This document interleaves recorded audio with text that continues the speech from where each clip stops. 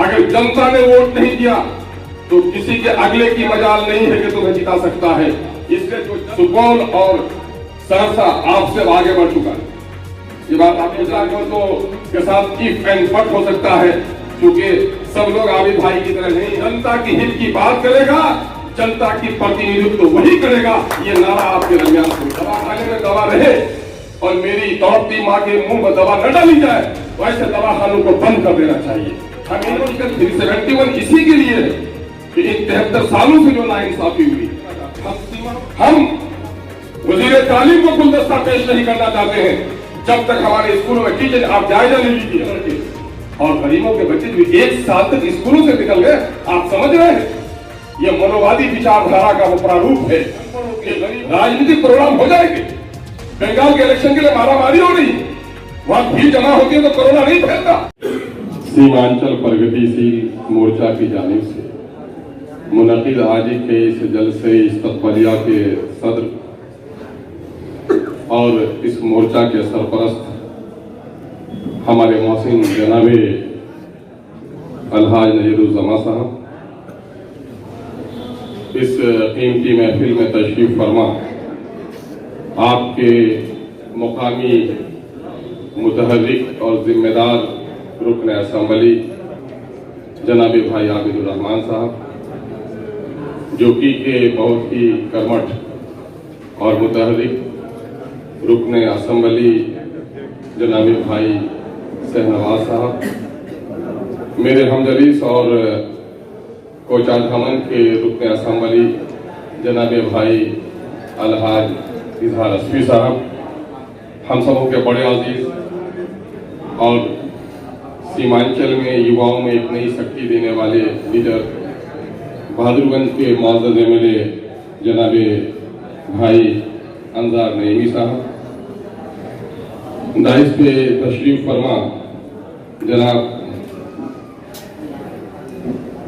शैलेंद्र सरन साहब, जनाबे प्रोफेसर इरफान साहब, एडवोकेट जनाब तहा साहब, मिसाली वस्ताद जनाबे मास्टर मोहसिन साहब, सत्येंद्र सरन साहब, श्री सत्येंद्र सरन साहब, जनाबे एडवोकेट राहुल मिश्रा साहब, जनाबे मौलाना खालिद सैफुल्ला साहब, भाई जनाबे रजी अहमद साहब, मौलाना मुसविर साहब, आदरणीय दीपक दास जी, अजीजी सिफ्तैन साहब, जनाब एडवोकेट आदिल हसन साहब, शाहजहां साहब, पार्टी के हमारे यहाँ के खादिम जनाब भाई राशिद साहब, वो अजीजी हाफिज जसीमुद्दीन साहब, और एमआईएम के बड़े मुतहर्रिक लीडर जनाब एडवोकेट आदिल हसन साहब, और इस महफिल की निज़ामत कर रहे सीमांचल में नौजवानों में बेदारी की तहरीक पैदा करने वाला नौजवान अजीजी जनाब जाहिद अनवर साहब, यहाँ पर मौजूद इस शहर के मुअज़्ज़ज़ अहबाब, मीडिया के अच्छे साथियों, मुख्तलिफ तंजीम के जिम्मेदारों, मैं सबसे पहले जिम्मेदारी समझता हूँ कि सीमांचल प्रगतिशील मोर्चा के तमाम तर अहबाब का शुक्रिया अदा करूँ इस ज़रा नवाजी के लिए कि इस बिगड़े हुए दौर में भी सियासी लोगों का दानिश्वरों के जरिए से इस्तक़बाल किया जाता है। मैं अररिया के लोगों की मुंह भराई के तौर पर नहीं, बल्कि इजहार तशक्कुर के तौर पर यह बात कहना चाहता हूँ कि इस गए गुजरे और बिगड़े हुए सियासी माहौल में कुछ तो कदरें बाकी हैं, और वो आपके शहर को यह सरमाया नसीब है। इस वक्त सीमांचल में खुसूसी तौर पर 4 इजला, उमूमी तौर पर आप इसे सहरसा, मधुबनी, मधेपुरा, सुपौल को भी जोड़ सकते हैं, लेकिन खुसूसी तौर पर इन 4 अजला का शुमार सफ़े अव्वली में होता है अररिया, पूर्णिया, कटिहार और किशनगंज का। इस वक्त भाई आबिदुर रहमान साहब या शहनवाज साहब, मैं आपको यकीन दिला रहा हूँ कि ये जो महफिल है, जहाँ ये चंद दर्जन नफूस हैं, मैं इसको चंद लाख पर ज्यादा भारी समझता हूँ, चंद लाख पर भी भारी समझता हूँ। क्योंकि ये वो लोग हैं जो अररिया का दिल और दिमाग है। जो दिल धड़कता है, जो दिमाग सोचता है, वही तकदीर बदलता है, वो तस्वीर बदलता है।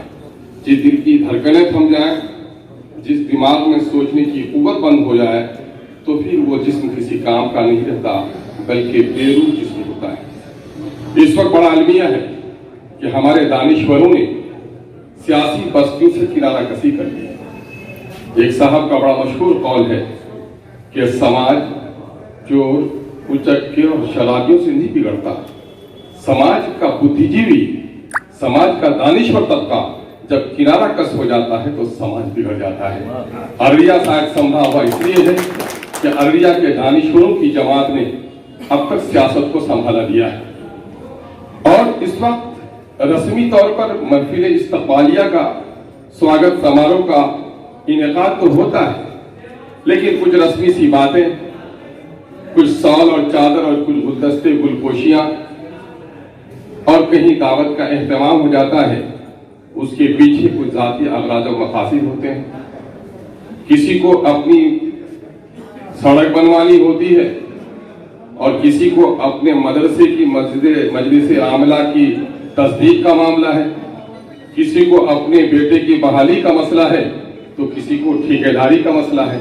लेकिन अल्हम्दुलिल्लाह सरजमीन अररिया ने अपने जाती मकसद के लिए नहीं, बल्कि सीमांचल के इज्तिमाई मकासद के हुसूल के लिए इस महफिल का इनेकाद किया। और ये सियासत की जिम्मेदारी भी है कि हम इनफरादी और व्यक्तिगत समस्याओं के समाधान का इसको जरिया न बनाएं, बल्कि समाज का, समूह का, क्षेत्र का और देश के समस्याओं के निदान के लिए हम सार्थक प्रयास का एक हथियार इसे बनाएं। अफसोस है इस बात को मुझे कह लेने दीजिए कि इस वक्त जिस बाढ़ को आप प्राकृतिक आपदा, कुदरती आफत के तौर पर समझते हैं, मैं समझता हूं कि इससे एक बड़ी आफत आई है और वो इस मुल्क में है राजनीतिक अभिशाप। क्योंकि इस मुल्क में राजनीति में जो बिगाड़ आया है, उस बिगाड़ ने तमाम तर मसाइल को हल किया है। क्या आप इस बात के गवाह नहीं हैं कि आजादी के 73 सालों के बाद भी हम बुनियादी तालीम के मसले को हल नहीं कर सके? आजादी के 73 सालों के बाद भी हम गांव तक सड़कें नहीं पहुंचा सके? आजादी के 73 सालों के बाद भी हम बिलखते, दम तोड़ते हुए, दर्द ज़ह में रोती और बिलखती हुई एक मां को एक हेल्थ सेंटर का इंतजाम अब तक नहीं कर सके। और तो और जाने दीजिए, अगर इन बस्तियों में हेल्थ सेंटर का कयाम न हो सका तो इन बस्तियों में एम्बुलेंस का भी हम इंतजाम नहीं कर सकते। अगर एम्बुलेंस हो भी जाए तो तमाम तर बस्तियों में हमारी गाड़ियां भी नहीं पहुंच सकती हैं। ये अलमिया है हमारा इन 73 सालों के आजादी के सौगात है। हम आज रोना रो रहे हैं। हम जब भी अररिया आए हैं, अररिया की धरती को हमने बड़े अदब से सलाम किया है। चाहे मेरी सिर्फ अखलाकी सरपरस्ती का मामला जनाब मोहसिन साहब और जनाब हाजी नजरुल साहब के साथ जुड़ा हुआ हो, लेकिन राजनीतिक बस्ती में मेरी सरपरस्ती का फरीजा अगर किसी ने अंजाम दिया तो वह जनाब तस्लीमुद्दीन साहब हैं, जिसका मैं एहसान कभी फरामोश नहीं कर सकता। और आज जिस चीज पर हम और आप बहस कर रहे हैं, जनाब तस्लीमुद्दीन साहब मरहूम मगफूर ने बहुत पहले इसके लिए जगाया। जनाब सरन साहब ने या गुप्ता जी ने, दीपक साहब ने कहा कि जनाब तस्लीमुद्दीन साहब ने जिस जमाने में क्रांति मोर्चा की तहरीक चलाई और सीमांचल के शब्द का उद्बोधन कर किया, उसने उस जमाने से सीमांचल के लोगों में अपने साथ हो रही नाइंसाफियों का, क्योंकि मुझे मरहूम के साथ सफर करने का बड़ा मौका मिला, सोते और जागते भी, उठते और बैठते भी, महफिल में भी और तन्हाई में भी, अगर उसके लब पे कोई फिक्रमंदी की बात होती थी तो वो सीमांचल के इन्हीं हालात पर उनका तस्करा होता। और मानंदा बेसिन के प्रोग्राम को आगे बढ़ाने के सिलसिले में मैं 2005 में एमएलए बनकर गया था। 7-8 में इसकी कोशिश चल रही थी और चिलचिलाती धूप में मुझे दौड़ाते थे, जाओ मंत्री के पास क्यों नहीं आई फाइल, क्यों नहीं आई फाइल, और कितने बेचैन वो रहते थे। हम लोग जवान आदमी थक जाते थे, लेकिन थकावट नहीं आती। लेकिन हुआ क्या, उन्होंने मरकज से तस्लीम करके भिजवा भी दिया, लेकिन बिहार सरकार की बदनीयती के नतीजे में आज एक भूला हुआ सपना हो गया है कि महानंदा बिसिन का मामला कहां अटक कर है। ये जो आप समझ रहे हैं, गलती में जो लोग बैठे हुए हैं उनको चिंता नहीं है। इस वक्त जो पूरे मुल्क में है, हर कोई कहता है भारत हमारा है, इसको लूटने के लिए, इसको चूसने के लिए, इसका शोषण के लिए, इसके दोहन के लिए, लेकिन भारत का कोई नहीं है। ये मुल्क सबका है, इस मुल्क का कोई नहीं, हर कोई लूट रहा है। और इस वक्त आप देखेंगे जातिवाद, क्षेत्रवाद और भाषावाद में हमारे पत्रकार बंधु हैं तो लिख सकते हैं कि आज राष्ट्रवाद का नारा दब कर रह गया है। राष्ट्रहित, राष्ट्रवाद, राष्ट्र के विकास, ये मुद्दे नहीं है लोगों के। व्यक्ति, जाति, क्षेत्र, समूह, धर्म, उस पर आधारित सारी राजनीति हो रही है। और मैं तो कहूंगा कि आपने बड़ा सरमाया दिया कांग्रेस के वो लोग जो लोग हमारे वजूद से ही बेचैन रहते हैं। अल्हम्दुलिल्लाह भाई आबिदुर रहमान साहब, अल्लाह आपकी हयात तवील करे और आपके बाजू में और कुव्वत दे कि आपने जो कुछ यहाँ आवाम के सामने में कहा है कि जब भी सीमांचल की बात आएगी पार्टी से ऊपर उठकर हम लड़ेंगे, तो मैं समझता हूं कि सीमांचल के मसले को हल करने से कोई नहीं हो सकता। लेकिन हाँ, हमें जो कहना होगा वो करना होगा। इस वक्त जनाब नयरुज़्ज़मा साहब ने हम लोगों पर एक हुक्म जारी किया है, जाहिर है उसकी तस्दीक भी आपने की है, तो मैं पूरी कमेटी को और पूरे सामीन और नाज़रीन और हाज़रीन को शामिल समझता हूं कि आप सभी विधायक लोग मिलकर एक कोई संगठन बनाए, समूह बनाए, साझा कार्यक्रम तय करें। मैं बड़े अदब के साथ एक गुस्ताखी करना चाहूंगा कि मुख्तलिफ पार्टियों के सियासी लीडरों को तराजू में तौलना गोया मेढक को तराजू में तौलने के मुताबिक है, और मेढक को तराजू में तौलना इतना आसान काम नहीं है। मगर हाँ, अभी एक आसान हुआ है, उसके लिए पॉलिथीन की जरूरत है। अगर मजबूत पॉलिथीन में उनको बंद कर दीजिएगा तो तौल सकते हैं आप, और वो पॉलिथीन बनाना पड़ेगा आप सबको। हम चाहेंगे कि हमारे बुद्धिजीवी जो एक्सपर्ट्स की टीम है, जिन लोगों को सैलाब के बारे में तजुर्बा रहा है और जो लोग इसके खिलाफ निदान चाहते हैं, ऐसे लोगों को लेकर एक साझा कार्यक्रम बने। और जाहिर है एक लॉन्ग टाइम प्लान का हिस्सा है ये, कोई शॉर्ट टाइम प्रोग्राम नहीं है, कोई बांध नहीं बांधना है तारीख चलाकर। वाटर रिसोर्स मिनिस्ट्री से लेकर के जो ट्रिब्यूनल के डिफरेंट ट्रिब्यूनल के लोग हैं, उनको सबको साझा करके ये काम करने की जरूरत है। उसमें रोड कंस्ट्रक्शन का मामला है, पुल का मामला है, वाटर रिसोर्स के लोग हैं, एक बृहद मंसूबा बनाने की जरूरत है। और वो इस वक्त बिहार सरकार को दिया जाए जो तरीका है, और एक समय सीमा हो। और मैं समझता हूं एक रस्मी सी बात होगी मंत्री को और मुख्यमंत्री को और गवर्नर को देना, लेकिन असल समस्या का समाधान आपके सड़कों पर होना है। और उसके लिए अगर सीमांचल डेवलपमेंट का जो खाका हमारे सामने में है, जिसकी वकालत अभी अजीजी एडवोकेट आदिल हसन ने की है, कि यही वजह है कि सीमांचल के इन तमाम तर मुद्दों पर जब हम लोग समाजी इंसाफ फ्रंट के बैनर तले भी जनाबे अलहाज नयरुज़्ज़मा साहब की सरपरस्ती में यहां जलसा किया था, उस वक्त भी सीमांचल के मुद्दों पर तस्करा हुआ था। और तस्करे हमारे हो रहे, अच्छी बात है। इस किस्म के तस्करे को मैं फजूल नहीं समझता हूं। जब कोई चर्चा हो तब तो ही बात आगे बढ़ेगी ना। तो कब के बात हुई है कि पिछले कई सालों से सीमांचल के साथ हो रही मुसलसल नाइंसाफियों का चर्चा पक्ष और विपक्ष सब कर रहा है, ये अच्छी बात है।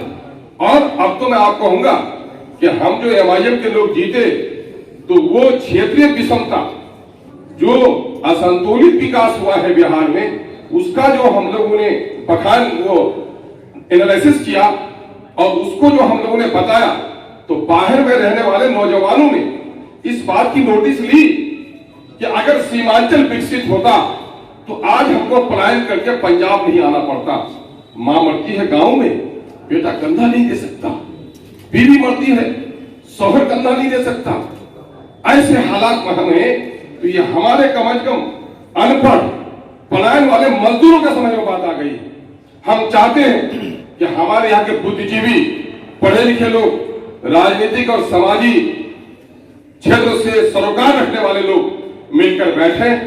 कम से कम इन 4 डिस्ट्रिक्ट का सुपौल और सहरसा आपसे आगे बढ़ चुका है, ये बात आपको जानने की जरूरत है। जिस मधेपुरा की तालीमी हैसियत बहुत कमजोर थी, उन्होंने कुछ प्रयास किए और प्रयास को सार्थक समर्थन मिला। चूंकि इस वक्त दिल्ली और पटने में जो लोग बैठे हुए हैं उसके दरमियान में लोग खटकते हैं। लोग कहते हैं माइनॉरिटी के मेजॉरिटी का इलाका सीमांचल। मैं समझता हूं बेवकूफों को पता नहीं है अररिया, पूर्णिया, कटिहार, किशनगंज की आबादी 1 करोड़ 10 लाख के तकरीबन। अरे एक डिस्ट्रिक्ट है जहां मेजोरिटी की आबादी है, वो सिर्फ किशनगंज छोटा सा डिस्ट्रिक्ट, 70% आबादी है माइनॉरिटी की। आप आ जाइए अररिया, 40% माइनॉरिटी की आबादी है। आप चलिए पूर्णिया, 36% आबादी है। आप चलिए कटिहार, 40% आबादी है। तो माइनॉरिटी की मेजोरिटी का इलाका कैसे हुआ? एक हवा क्रिएट कर दिया। इसके वजह से जो नॉन माइनॉरिटी हमारे हैं, जो पिछड़े हैं, जो दलित हैं, उनका भी विनाश हो रहा है। इसलिए जो परसेप्शन है कि अररिया, पूर्णिया, कटिहार एकदम बिल्कुल माइनॉरिटी का इलाका है, ये बेईमान लोग इसकी वजह से हमारे दलित और पिछड़ों का भी विकास होने नहीं दे रहे हैं और हमारे साथ गेहूं के साथ बेचारा खून भी पीस रहा है। इसलिए तमाम तर अलग अलग वर्गों के लोगों को एक समूह बनाया जाए, एक एक्शन कमेटी हो और एक कोई प्लान बने और उसके लिए हम लोगों को हुक्म दिया जाए कि तुम सब आओ, झंडा समेट कर आओ सबसे पहले। चूंकि मुझे और नेता को तो के साथ इफ एंड बट हो सकता है, चूंकि सब लोग आबिद भाई की तरह नहीं है कि अपने नेतृत्व के पूछे बगैर भी ये ऐलान कर दें। आप देखेंगे उसमें बेशतर लोग ऐसे हैं जो लोग बात आपसे करेंगे लेकिन टकटकी बांध कर अपने जनता की तरफ देखेंगे कि सीमांचल के लिए बोलने की इजाजत है कि नहीं है, तो वो जल्दी भूल नहीं पाएंगे। आप ये हालात बनाइए कि पार्टियां तुम कहे गले में 3 में टिकट बांध देंगी। अगर जनता ने वोट नहीं दिया तो किसी के अगले की मजाल नहीं है कि तुम्हें जिता सकता है। इसलिए जो जनता की हित की बात करेगा, जनता की प्रतिनिधित्व वही करेगा। ये नारा आपके दरमियान सोचना चाहिए। एमआईएम जिनका एजेंडा ही है आर्टिकल 371, आर्टिकल 371 इसी के लिए है कि इन 73 सालों से जो नाइंसाफी हुई, हम सीमावर्ती हैं, सैलाब से हम परेशान हैं और हम सारा जो क्राइटेरिया है उसका हम पूरा करते हैं।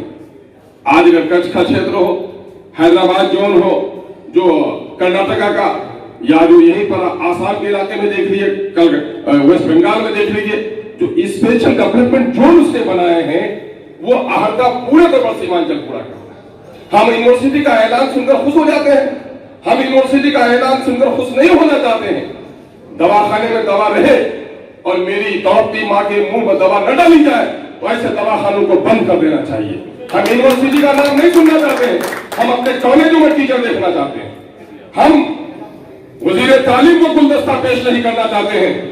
जब तक हमारे स्कूलों में टीचर, आप जायजा ले लीजिए, जितने भी मिडिल स्कूल को अपग्रेड किया गया है उसमें प्राइमरी स्कूल का टीचर है और वो क्लास 10 के बच्चों को सर्टिफिकेट देता है। क्या ये इंसाफ है? कॉलेज आज से पीछे, आज दौर हम बेसिक एजुकेशन की बात कर रहे हैं और आज जमाना एक्सीलेंसी का है।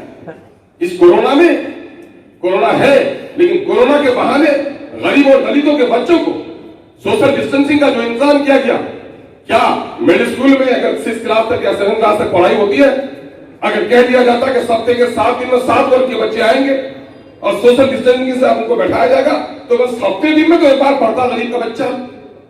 2 शिफ्ट कर दिया जाता कि 2 वर्ग के बच्चे आएंगे, पूरे स्कूल के 7 कमरों में 2 वर्ग के बच्चों को सोशल डिस्टेंसिंग को मेंटेन करके बैठाया जाएगा। कुछ तो गरीब के बच्चे पढ़ पाते, अमीरों के बच्चे ऑनलाइन पढ़ रहे, कोचिंग सेंटर से सारा वो सेमेस्टर्स का एग्जाम भी दे रहे हैं इंस्टीट्यूट के लड़के, और गरीबों के बच्चे जो 1 साल तक स्कूलों से निकल गए। आप समझ रहे हैं यह मनोवादी विचारधारा का वो प्रारूप है कि गरीबों के, अनपढ़ों के राजनीतिक प्रोग्राम हो जाएंगे। बंगाल के इलेक्शन के लिए मारामारी हो रही, वहां भीड़ जमा होती है तो कोरोना नहीं फैलता और बच्चों के मरने की समय नहीं है। अभी मुंगेर से बात सामने में आई है, अभी वो तस्दीक का मसला है, लेकिन आप देखेंगे जो डेथ रेट है वो बच्चों का नहीं है। लेकिन बच्चों की तालीम क्यों बंद रही, या फिर बच्चों के तालीम के लिए वैकल्पिक व्यवस्था क्यों नहीं की गई? क्या जो बच्चे स्कूल में भीड़ नहीं लगाए, क्या बाजारों में भीड़ नहीं लगा, क्या गलियों में खेलते रहे बच्चे समूह में, क्या भीड़ नहीं हुआ वहां पर? तो आप देखें, आपको हर तरह से साजिश की जा रही। अभी आपने देखा कि जलवायु की खराबी की वजह से, पॉल्यूशन की वजह से केमिकल्स जो डाले जा रहे हैं आपके खान पान के सामान में, बीमारों की संख्या, फिर यहाँ पर आर्सेनिक वगैरह की पानी में ज्यादा मिकदार है, उसके नतीजे में आप देखें कि किडनी स्टोन का मसला हो, चाहे संतान कैंसर का मसला हो, ट्यूबरकुलोसिस का मसला हो, पेट का रोग हो, आप देखेंगे कि जितने भी महल खड़े हो रहे हैं डॉक्टरों के पूर्णिया में, वो गरीबों के खून और गोश्त और उनके कलीजे पे ये दालान खड़े किए जा रहे हैं। और ये इलाका बीमारों का हब है, और जब बीमारों का हब यहां रहा तो क्या जो एम्स का ब्रांच आया पटने में, पीएमसीएच पटने में, नालंदा मेडिकल कॉलेज पटने में, आईजीएमएस मेडिकल कॉलेज पटने में, और एम्स का भी ब्रांच आया तो पटने में, पटने के अतराफ में 100 किलोमीटर की दूरी में उसकी रेडियस को आप देख लीजिए। आरा में भी सरकारी मेडिकल कॉलेज, मुजफ्फरपुर में भी मेडिकल कॉलेज, गया में भी मेडिकल कॉलेज, और हम वहां से 400 किलोमीटर की दूरी पर हमारे पास कोई मेडिकल कॉलेज नहीं। डॉक्टर की नहीं आबादी के अनुपात में। कल मैं था दिशा की बैठक में, जो निगरानी समिति की बैठक होती है पूर्णिया में, मैं आपको बताऊं, मैंने कहा सीएससी के कितने डॉक्टर हैं आपके यहाँ, तो पता चला कि एमबीबीएस डॉक्टर 200 हैं, स्पेशलिस्ट कितने हैं, 33 हैं। मैंने कहा कि 233 को भागा कीजिए 35 लाख पर, चूंकि पूर्णिया की आबादी 35 लाख है बहुत, और मैं जिस क्षेत्र से आता हूं उस क्षेत्र की आबादी 4.5 लाख है अमोल की। जब भागा किया तो पता चला कि उस एतबार से मेरे अमोल में 30 डॉक्टर होने चाहिए, और जानते हैं कितने हैं, 10 डॉक्टर हैं, वो भी हफ्ते दिन में वो नहीं लगे। ये नाइंसाफी, जो क्षेत्र प्रभावित है बाहर से वहां अतिरिक्त डॉक्टर की पोस्टिंग होनी चाहिए। लेकिन देखेंगे एम्स का दूसरा ब्रांच आया, लॉबिंग हो रही है। आपका एमएलए का क्या मामला होता है, आपका एमएलए जीते हैं कैसे, वो दर्द 2 साल तक, और जीतेंगे कैसे फिर 3 साल तक। और नतीजा ये होता है कि वो रूठे को मनाने में लग जाता है। शादी में नहीं गए तो इलेक्शन खराब हो गया, क्रिकेट में नहीं गए तो इलेक्शन खराब हो गया, जलसे में नहीं गए तो आहू बदुआ लग जाएगी, आप अगर वहां इस्तेजाम में नहीं गए तो वहां अभिशाप लग जाएगा। नतीजा ये होता है वो बेचारा इसी में धुनो करना जाता है। रात को कुछ अखबार वाले मुझसे पूछ रहे थे, तो मैंने कहा कि यही है हमारे लोकतंत्र की एक बड़ी कमजोरी, यही है कि वोटर्स को अब तक जागरूक नहीं किया गया कि जनप्रतिनिधियों से कौन सा काम लेना है उनको। जब जनप्रतिनिधि की जरूरत आज के दिन में है ईमानदाराना, पट्टे में सोने के लिए नहीं, अगर काम करना चाहे सड़क, पुल, पुलिया, स्कूल, हॉस्पिटल, और ये जो विषमता रह गई आपकी, इसको दूर करने के लिए तो मुंशी के तौर पर जाकर वहां पर मंत्रालय में और सेक्रेटरी में पैरवी करने की जरूरत है। लेकिन आपको हम तो उसी को सर्टिफिकेट देते हैं कि बेटी को ब्याह भी देते हैं कुछ लोग, और ससुराल जाने भी नहीं देना चाहते हैं, बोलते विधायक बड़ा अच्छा है। अरे साहब, हयात मौत कहां नहीं बेचारा, पट्टा उठा नहीं जाता है, हमेशा समाज से जुड़ा हुआ है। ये अगर आपका विचार होगा तो आपके समाज को फायदा नहीं मिल पाएगा। आपको तय करना होगा, अगर कमेटी के दिनों में, अगर वो सेशन के दिनों में अगर जलसे में आता है तो उसे कहो कि अपना फर्ज अदा करो, नवाफी का एहतमाम मत करो, पहले फर्ज अदा करो। तुम्हारा काम असेंबली में है, तुम यहाँ क्या करता है? वो क्रिकेट के मैदान में उसे कहो तुमको यहाँ खेलने के लिए नहीं, तुमको असेंबली में भेजे, असेंबली में जाओ, और असेंबली में क्या किए हो हिसाब लेंगे। जनता की अदालत जन अदालत होनी चाहिए हर एक विधानसभा में, कि इस विधानसभा में 25 दिन का जो विधानसभा हुआ उसमें कितने मुद्दे आपने उठाए, उन मुद्दों का क्या हल हुआ। अगर नहीं हल हुआ तो उस पार्टी से पूछिए, उस पार्टी ने उस पर क्या जिम्मेदारी अदा की। अभी आपको सुनकर अफसोस होगा कि अमोल पैसा में 2016 से लेकर अब तक जो बाढ़ पीड़ित हैं, बाढ़ पीड़ितों को अब तक कोई सरकारी आपदा नियमावली के मुताबिक कोई रकम नहीं मिल पाई। क्योंकि जो मामला सब जगह का है, स्पेशली में वहीं के नहीं, क्योंकि अररिया का भी है, अररिया का भी होने पर तवज्जो देने की जरूरत है। मैं जिस क्षेत्र से नुमाइंदगी कर रहा हूं, लगभग 700 से 800 लोग विस्थापित है परिवार, जिनका मकान नदी में चला गया। आपदा नियमावली जो केंद्र और राज्य की है उसमें यह है कि झोपड़ी के लिए 4000, कच्चे मकान के लिए भी रकम है, पक्के मकान अगर वो हो गया 1 लाख से ज्यादा है, गुहार घर के लिए भी है, बकरी मरे तो 3000, गाय बह जाए तो 30,000। लेकिन अफसोस कि मुख्यमंत्री जी हमारे कहते हैं, और ये नैतिक शब्द भी है कि साहब सरकारी राजकोष पर सबसे पहला हक आपदा पीड़ितों का है। कथन शब्द कितना सुंदर है, लेकिन क्या मुख्यमंत्री को पता है कि 2016 से जो बाढ़ प्रभावित है उनको आज तक आपदा नियमावली के अनुसार कोई राहत नहीं दी। और नतीजा हुआ कल मैंने वहां मीटिंग उठाई और डीएम ने संज्ञान लिया कि मैं इसको जल्द ही दिलवा दूंगा। ये लापरवाही है आपदा पीड़ितों के साथ, मजलूमों के साथ। ये और ये देखेंगे आप, जो भी देखेंगे, अभी लगभग 3 लाख करोड़ से ज्यादा का बजट होगा बिहार में। 2008 में हम लोग गए थे, 2005 में चुन गए तो 25,000 करोड़ बजट था और 3,00,000 करोड़ बजट बनना है अभी। तो बजट साइज तो बढ़ रहा है। इस बजट साइज से किनका क्या होगा आप बताइए कि अररिया में चंद कच्ची सड़कों को पक्की बनाने के अलावा, हॉस्पिटल के घर को बनाने के अलावा डॉक्टर आ सका, स्कूल की बिल्डिंग बनने के अलावा टीचर अच्छे आ सके, तो अब क्या हो रहा है? इसलिए मैं समझता हूं कि हमारी जो समस्या है, चाहे एजुकेशन का हो, चाहे हेल्थ का हो, और बड़ा मामला करप्शन का है। अभी म्यूटेशन में 5 से 25,000 रुपए कलेक्शन किए जा रहे। एक कर्मचारी 5 कर्मचारी बाहर करके रखा है। मुझे सही तौर पर याद नहीं, एक बार तो हम लोगों ने असेंबली की कमेटी में देखा कि जहां पूरे बिहार में 9 रुपए से ज्यादा मध्याह्न भोजन पर बच्चों पर खर्च हुआ था महाना या हफ्तावार, वहां सिर्फ 35 पैसा खर्च हुआ था लग जाए। आप देख लेंगे अभी भी कि जो सरकारी नौकरियां मिले उसमें हमारी सलाह नहीं है। एक नौजवान है हमारे प्रिंसिपल है रौटा में, वो कह रहे कि मैं पढ़ने के जमाने में था, 2008 में सैलाब आया था ना, ये पूछा वाला 2008 के सैलाब में मैं दरभंगा में था, तो वहां जिस गांव में मैं रहता था वहां कमरों में हमारा 3 फीट पानी आ गया था और घर कुछ घर डूबे थे। लेकिन वहां जो देखा कि 24 घंटे में पावर कट हुआ ही नहीं। और जगह थे तो बड़े ताजिब साहब से पूछा कि साहब सैलाब के जमाने में तो हमारे यहाँ जो जिन बस्तियों में लाइट है भी तो गायब रहती है, यहाँ बोला कि यहाँ पावर मिनिस्ट्री में यहाँ का एक ऑफिसर है जिसने ताकीद कर दी है कि साहब कुछ भी हो जाए मेरे गांव की बिजली नहीं कटनी चाहिए। तो आप समझ लीजिए कि इस वक्त शायद मिनिस्टर के बस्ती में भी पावर कट का प्रॉब्लम है, लेकिन नौकरशाहों के बस्ती में पावर कट का प्रॉब्लम नहीं है।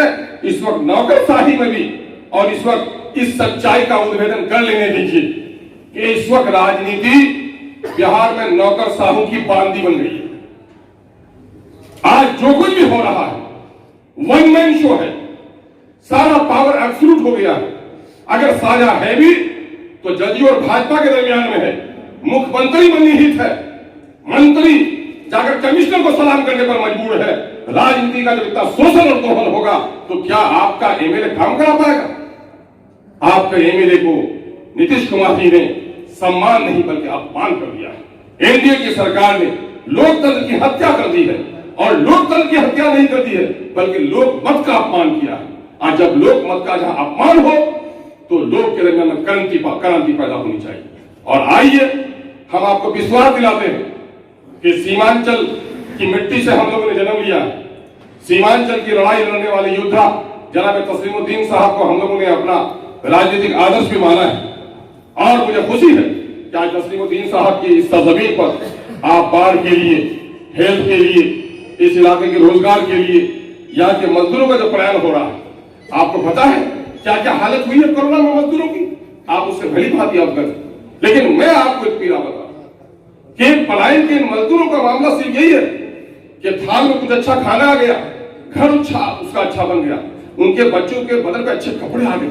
लेकिन आपने देखा कि पलायन वाले मजदूरों के घर का क्या हाल है, उनके बच्चे किस तरह बिगड़ गए। देखा बच्चों का हाल। आप देखेंगे ह्यूमन ट्रैफिकिंग की रिपोर्ट पढ़िया, तख्त का लुट जाना, ताज का छीन जाना, गर्दन का कट जाना कोई बड़ी बात नहीं है, लेकिन जिस कौम की बेटी बाजार में बिक जाए उससे ज्यादा बेइज्जती की बात कुछ भी नहीं। और अफसोस रोइए और मातम कीजिए कि पूरे बिहार में ह्यूमन ट्रैफिकिंग के मामले में सीमांचल सबसे आगे, एजुकेशन में पीछे, पर कैपिटा इनकम पीछे, राजनीतिक हिस्सेदारी पीछे, भौतिक विकास पीछे, और अभिशाप, बाढ़ का अभिशाप हम पर ही, नैतिक अभिशाप हम पर ही, और रोजगार का भी अभिशाप हम पर भी। तो आप लोगों ने बड़ा पवित्र प्रयास किया है। हम आपके इस पाकीज़ा और मुस्तहसन इरादों को सलाम करते हैं और आपसे गुजारिश करते हैं कि आप हमें इमाम मत बनाइए, आप हमें मुक्तदी बनाइए। कुछ कुछ चीजें होती हैं, ड्राइवर आगे भी बैठता है और कभी कभी कश्तियों को आपने बैठा होगा तो मल्लाह पीछे रहता है। तो आप मल्लाहगिरी का काम कीजिए। सीमांचल एक कश्ती की मानिंद है, अगड़ा हो या पिछड़ा, हिंदू हो या मुस्लिम, सब इसमें मुसाफिर हैं। ये कश्ती जगमगा रही है तो सबके लिए जगमगा रही है। इस कश्ती को अच्छे और मजबूत मल्लाह की जरूरत है और यह मल्लाहगिरी का काम आप बखूबी कर सकते हैं। पतवार हमें भी दीजिए, हम आपका साथ देंगे, लेकिन आप अगर ये उम्मीद करते हैं कि सारे पार्टी के लोग बैठे और वो साझा कार्यक्रम तय करेंगे, तो आज के जो राजनीतिक हालात हैं, तो मैं तो अपनी पार्टी की तरफ से आपको यकीन दिलाता हूं कि झंडा समेट लूंगा। आप कहिए आगे बैठो तो आगे बैठूंगा, पीछे बैठो तो पीछे बैठूंगा। ये कहो कि जहां पर सब लोग धरना में बैठेंगे वहां झाड़ू लगाओगे तो 5 एमआईएम का खादिम झाड़ू लगाना अपनी तब्दील का हम आपको यकीन और विश्वास दिलाते हैं कि आप साझा कार्यक्रम तय कीजिए और संघर्ष ही समाधान है। आप देख रहे हैं पंजाब और हरियाणा में आपसे बहुत बेहतर है। आपको याद होगा सरन साहब, हमारे बुजुर्ग लोग हैं, यही पंजाब की सरजमीन थी, मिस्त्री ही आकर उसका काम करता था गैरेज में। वो लंबा पंजाबी, सर पे वो पगड़ी, बदल पे वो पंजाबी कुर्ता और डीजल और मोबिल के दाग से पूरा रंगा हुआ। क्या था? गुर्बत थी, तभी तो पंजाब को छोड़े हुए था। और आज सीमांचल का हर एक घर का बेटा जाकर पंजाब के हर एक घर में आज मजदूरी कर रहा है। वो क्यों जगे? गेहूं की कीमत कम हुई तो ट्रेन की पटरियां उखाड़ दी पंजाबियों ने, और हमने सेहत पसंदी समझा है। और अक्सर तस्लीमुद्दीन साहब कहते थे, बड़ा मशहूर जुमला है, मांगोगे तो भीख मिलेगी, लड़ोगे तो हक मिलेगा। तो हमको अब लड़ने के लिए तैयार हो जाना चाहिए। आज शायद 45वां 44वां दिन है, हम श्रद्धांजलि अर्पित करते हैं किसान समस्याओं को लेकर लड़ने वाले उन लोगों के लिए। आपको मैं बताऊं, 2006 में जब हम लोग सदन में थे और जब यहाँ मार्केटिंग यार्ड का जो वो था, मार्केटिंग सिस्टम को जब खत्म किया जा रहा था, राजद में रहने के नतीजे में हम लोगों ने पटल पर तो उसकी मुखालिफत जरूर की थी, लेकिन जमीन पर कोई लड़ाई नहीं लड़ सके। और उस वक्त सरकार ने कहा था कि आप परेशान मत होइए, हम उसका बदल पेश करेंगे। कोऑपरेटिव सोसाइटी को हम एम्पावर कर रहे हैं, पैसे के जरिए से आपकी धान की खरीदारी होगी। लेकिन अफसोस कि साहूकारों के हाथों में सारा सिस्टम जा चुका है। जब गरीब किसान धान बेच लेता है तब यहाँ पर खरीदारी शुरू होती है और 1 क्विंटल में 700 का नुकसान होता है। आपको सुनकर और अफसोस होगा कि अभी हमारे यादव जी हैं, वो जो बाढ़ के मामले में महेंद्र यादव जी से मुलाकात हुई, उसने कहा कि साहब मक्का की भी लड़ाई लड़ने की जरूरत है।